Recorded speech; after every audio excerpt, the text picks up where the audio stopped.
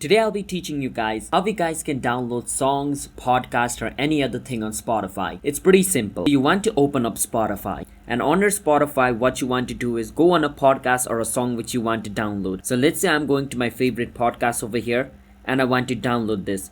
So I'm going to listen to the podcast first. So as you guys can see, I'm listening to the podcast Julius Caesar. So if I want to download it because I want to listen it offline later, what I can do is click on the three dot at the top right. And I can see the option called download. I can click on download and it'll download just like this. Now give it a bit of time to download. If it is music, it's going to be downloaded instantly. But if it is not a music and it's like a podcast just like this, it's going to take a bit of time. And after it's downloaded, you can listen to it offline. So let's say I'm offline, I don't have any network connection. I can open Spotify and go on your library. Inside of your library, go and download it. Click on your episode and all the podcasts and all the music you have downloaded is going to be over here. So that is how we guys can download songs, podcasts on Spotify. Just make sure you have premium, because if you don't have premium, you won't be able to download anything. Hit the subscribe to our channel, How to Guide. I'll see you guys next time.